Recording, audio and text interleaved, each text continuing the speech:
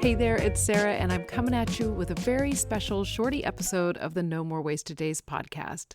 Today, I'm going to be talking all about what happens in the first 100 days without alcohol. And if you're a regular listener, you may be realizing that this episode is coming out on Thursday instead of Friday when I usually air our shorty episodes. That's because today is your very last chance to join the Push to 100 Alcohol-Free Challenge.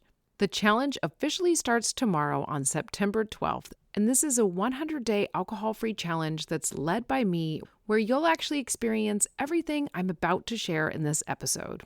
And the cool thing is that you don't have to do it alone. You get to do it with me and an incredible community by your side.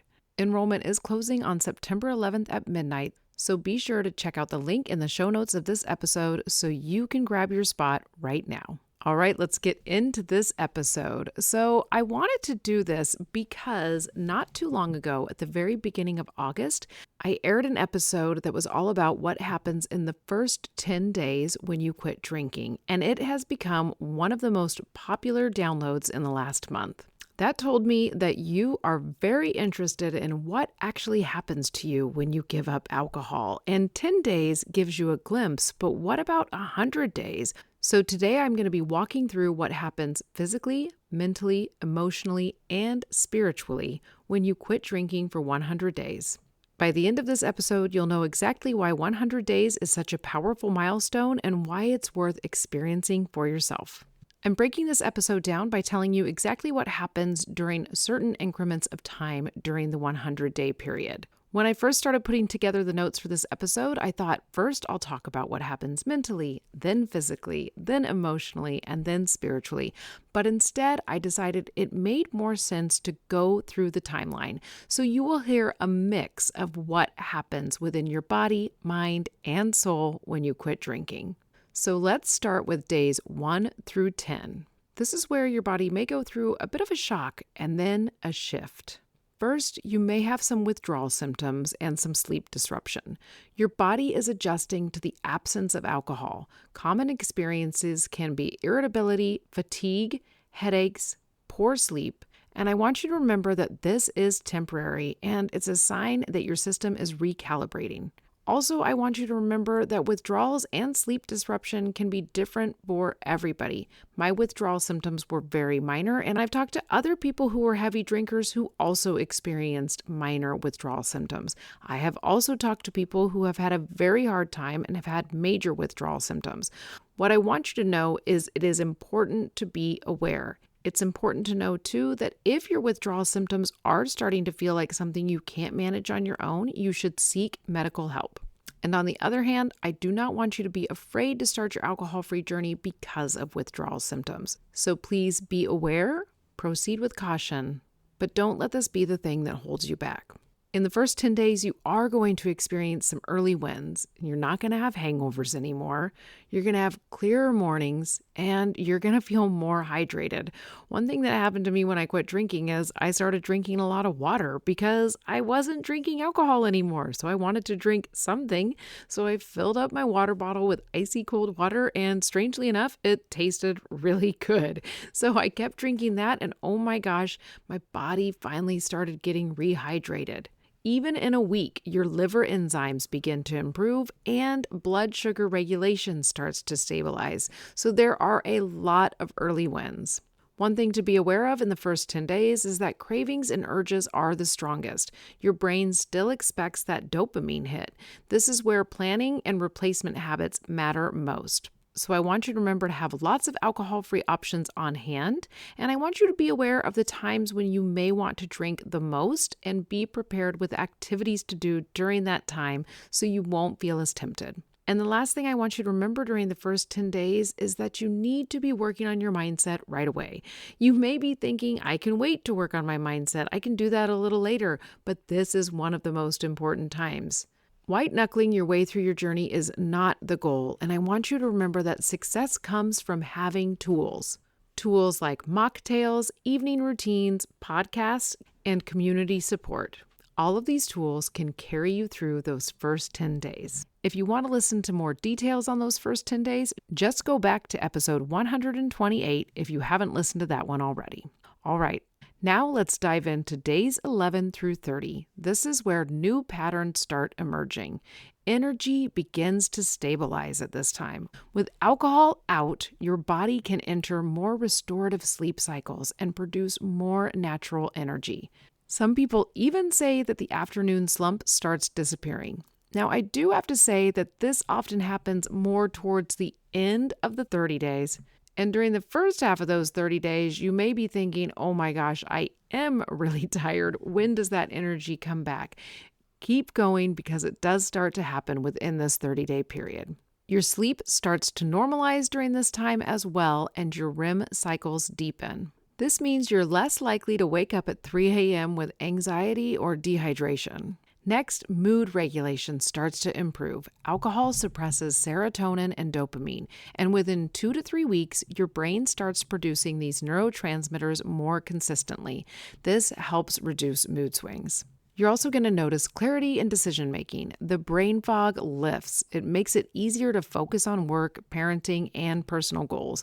I will say that this was one of my favorite things during my first 30 days, just being able to focus. I was like, oh my gosh, I can get so much done when I'm working now. My brain is working so much better. As far as the detox window goes, by 30 days, your liver has had time to repair significantly. This means that inflammation is reduced and you start to notice improving skin clarity. This is why a lot of times, even if you haven't lost weight on your alcohol-free journey, it may appear like you have because you do lose puffiness in your face because of the reduction in inflammation. And I also remember people starting to say, your skin looks like it's glowing. And that's all because alcohol is leaving your system. During the first 30 days, you may also notice some social shifts. Navigating your first dinner party or birthday or weekend out can feel intimidating, but every successful first is a huge confidence builder. And this is one thing I love about doing something like the Push to 100, because you're going through the challenge with other people who are going through all these moments at the same time. You'll watch other people go to a dinner party or a birthday, and they'll say, I did it, I was successful. And that makes you feel more confident to do the same and to report back to the community that you also had success. Remember, if you're ready to get into the Push to 100, enrollment is closing tonight, September 11th at midnight. So head to the link in the show notes if you're ready to hop in. Now let's talk about days 31 through 60. This is when your identity begins to crack open. You're going to start to have deeper emotional regulation. Without alcohol numbing you, emotions surface. It's uncomfortable at first, but it teaches resilience. There's also going to be visible physical changes. We already talked about skin tone improving, and there's going to be puffiness reduction. All of those things continue to happen. And then digestion becomes more regular, and many people do see weight loss or better muscle recovery during this time. I never like to guarantee weight loss because everybody is different, but sometimes it is a pleasant side effect. By days 45 to 60, your confidence is starting to grow. You've already proven you can go without alcohol through multiple scenarios. That confidence bleeds into other areas of your life. I say it all the time that I finally started keeping a promise to myself when I quit drinking. Every day I would promise that I wasn't going to drink, and every day that I kept that promise, my confidence continued to grow.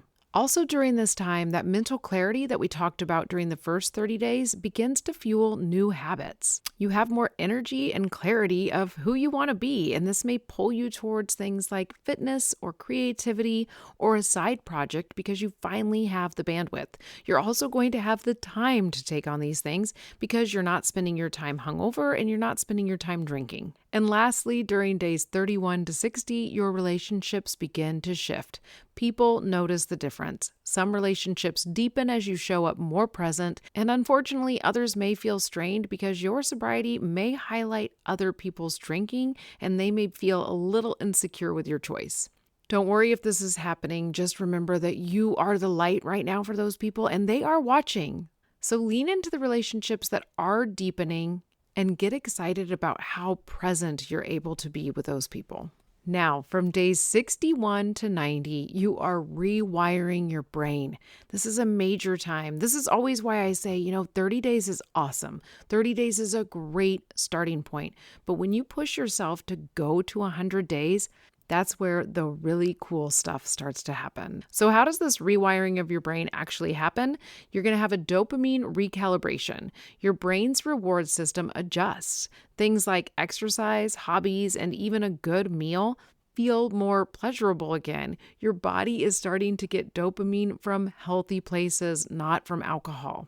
You're also going to have more emotional resilience. Stress no longer automatically leads to, I need a drink. You develop new coping strategies like breathing, journaling, and connecting with people. This is making you more emotionally strong than you're really aware of. When you're not leaning on something like alcohol as your tool to de-stress, you're learning true ways to manage that stress, and that actually means there's going to be less stress in your life. So it's a win-win. Yes, it's hard to work on, but it is so worth it. You're also going to have a lot more trigger awareness at this point, or craving awareness. You start to spot patterns and you think, oh, I'll crave a drink after work when I haven't eaten all day. And that awareness makes you more powerful on your journey. And at this point, the fog is gone. Decision fatigue lessens and your mind feels clear. You're not just surviving without alcohol, you're thriving in new routines. I feel like that gets thrown around a lot. Like the point of quitting drinking is no longer just to survive your life, it's to thrive in your life. But I felt so powerful at the very beginning of my alcohol-free journey. I felt so much freedom, and I really did feel like, oh my gosh, this is what thriving in my life feels like. Lastly, you're gonna start feeling a sense of pride. So many people describe this as the point where they start feeling proud of themselves every day, not just relieved on their journey. And a lot of people also say that around this time that they stop thinking about alcohol every single day. You stop thinking about quitting drinking every single day at this point, and you stop thinking about drinking every single day at this point. Things just start to flow and things just start to feel easier. Now, from days 91 to 100, the transformation takes root. Sobriety starts to feel natural. At this point, not drinking feels more normal than drinking, and you've created new neural pathways. I have to say that at the point where I am on my journey, I no longer even really remember what it was like to be drunk, but I can remember how terrible I felt with a hangover, and that's enough for me to not want to go back. And I also no longer have that habit in place to turn to a drink, so it really is just that sobriety starts to feel natural. You also have so much self-trust. And I know I talked about this in the form of confidence earlier, but this is truly one of the biggest wins. You've proven to yourself that you can make a promise and keep it, and that truly is life-changing. I once heard somebody say that before I quit drinking. They just said, I make promises to myself and I keep them, and that's why I'm so confident. And I was like, what are they even talking about? And then I quit drinking. And I understood. I was like, yeah, every single morning I make a promise to myself that I'm not going to drink. I keep that promise. Every single week I make a promise that it's going to be an alcohol-free week, and I keep that promise. It truly is life-changing, and I can't wait for you to experience it. You also start to have a bigger picture perspective. You start dreaming again. You start thinking about travel, career changes, or adventures. Now, I don't want you to do anything too major like career changes in the first 100 days, but at this point, it's really great to start dreaming and scheming. These are things that alcohol kept you too foggy or tired to pursue, and now you can actually start thinking about them and clearly planning them out. And at this point on the journey, you start to have so much gratitude for your alcohol-free life. You look back at day one and you realize how far you've come. Journals or photos can make this shift even more tangible. That's why I always say start a journal where you're just writing down one thing you get to do each day because you chose not to drink. You can look back at that journal and you're like, oh my gosh, this is starting to shift so much in these first 100 days. And lastly, you gain momentum from days 91 to 100. This isn't the finish line, it's the launch pad. Many who hit 100 days never look back and keep going on their alcohol-free journey. Everything I just described, from clear sleep to rewiring your brain, you don't have to figure it out alone. That's what the Push to 100 is for. You'll have daily guidance, coaching calls with me, and a community that makes the hard parts easier and the celebrations way more fun. But enrollment closes today, September 11th at midnight. So if you've been waiting, now is the moment. Head to the link in the show notes of this episode so you can get signed up today. I want you to remember that 100 days equals transformation in body, mind, and spirit. You start to truly come alive and start to realize who you are. Hitting 100 days was one of my most favorite milestones, and I'm now 6 years plus into this journey, and I still look back on 100 days and I think that was one of my most favorite moments. I couldn't even imagine 100 days when I started.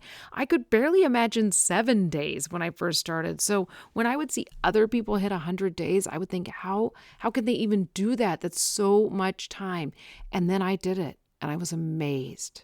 That day we went out on the lake as a family, and I felt so proud of myself. I had gotten through so many moments without alcohol, and I was so much more present, and I felt so much more free in my life. I finally got what all the hype was about when people would talk about quitting drinking and how it changed their life, because it was changing my life.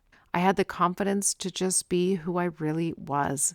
And at this point, I could not wait to keep going on my alcohol-free journey. I realized I had become someone that I could trust, and that was the foundation for everything I've built since.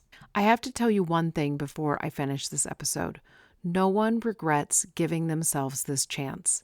100 days is long enough to change, but short enough to commit to right now. And this is it. If you want to actually feel these 100-day transformations for yourself, but you don't want to do it alone, then join the Push to 100. Remember, we start tomorrow on September 12th, and the doors close today, September 11th at midnight. So don't wait. Head to the link in the show notes of this episode so we can do this together.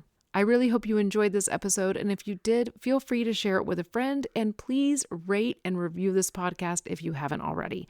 Thank you so much for listening, and I'll be in your ear in the next episode.